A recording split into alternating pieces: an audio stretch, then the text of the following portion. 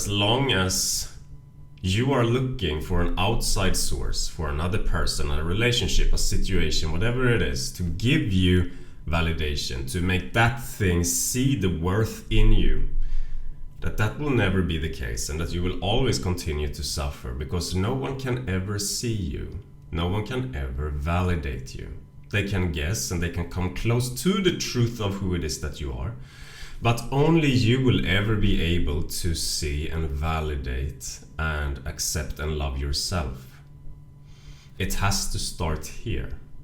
Because the deeper that you are going down into that process, the more also you open yourself up to other people who have also deepened themselves into that process to match you there. No outside source can give to you what you have not already given to yourself. And so this has been a big struggle in my life. So often I start moving down a path that I know is intended for me.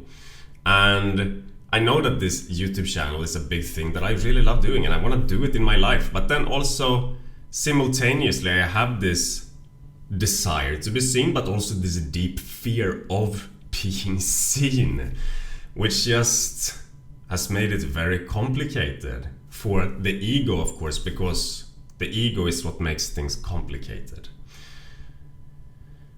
Because the ego is what rejects and says that no, you're not whole and complete right now, and you need some level of validation, some level of proof from this world around you to come into that realization.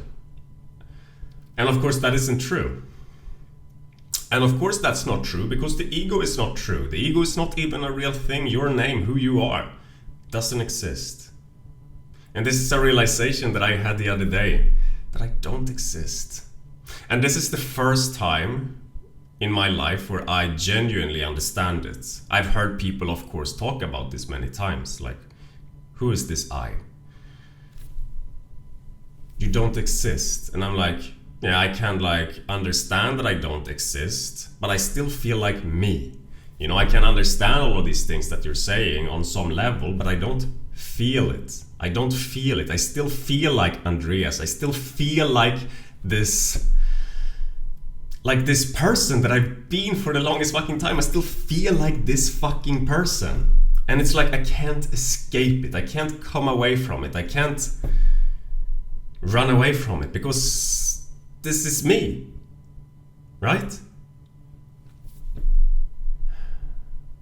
But now I finally understand that Andreas is not real, and that Andreas is just a concept, a couple of ideas and stories that I keep telling myself, and that is being continually told by the people around me as well. Because let's say that you have a memory wipe. Let's say that every single person on this planet just all of a sudden loses their memory. Who am I then? I'm no one. Nobody is anyone. And let's just assume that Andreas is not real, and that you are not real, that you're not real. Then what is really left if you're not real? The breath is here. You can hear things. You can feel things. You can see things. You can taste things. That's still here. Maybe the ego and who I was, the ego, only ever served to disconnect me from this, from the body, from my senses.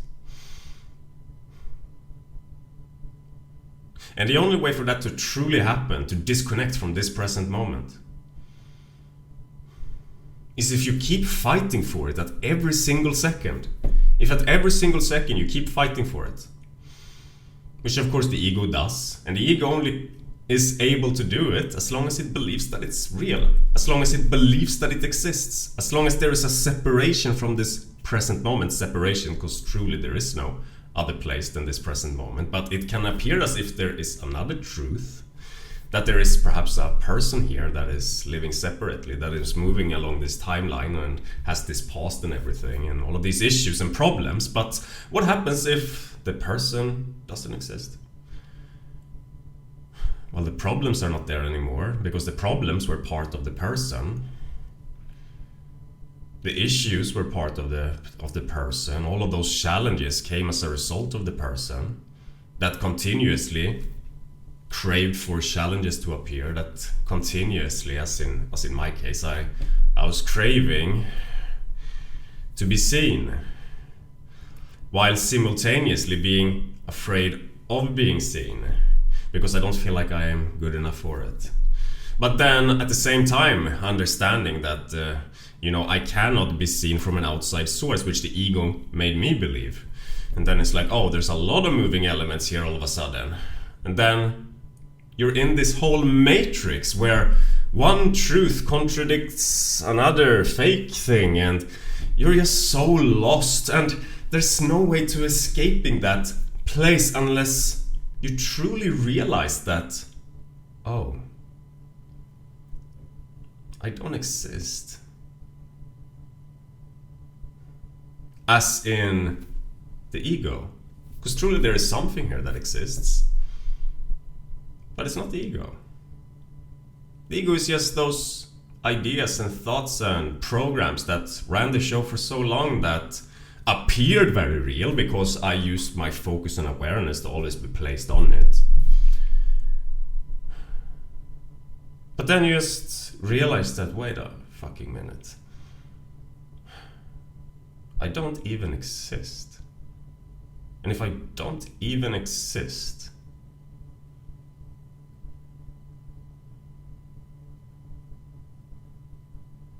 there needs to not even come a single thing after that, because you're just fully locked into the present moment here. You're just, oh. You might realize that there is some tension in your body, because the ego is always creating itself based on the tension within your body, always trying to escape the body and the sensations of the trauma and things that are stored in all different kinds of places in your body. The ego is always creating itself to create separation from the body in this present moment. Telling a story about this emotion that has been trapped perhaps in your heart or in your belly for the longest time, that if I have this, then I'm not good enough as I am, and so in order to be good enough, I need to be a person that does this, does that, that gets the validation from this person, da da da da da da da. And you're living in this reality that will never be fulfilling, that will never give you what you actually is looking for, because what you're looking for is already here in this moment, in the form of realizing that, oh, it's all already here. Only the mind can create an expectation and an idea about how it is that your life should look like in this moment, which creates that separation as to going somewhere else, looking for something else.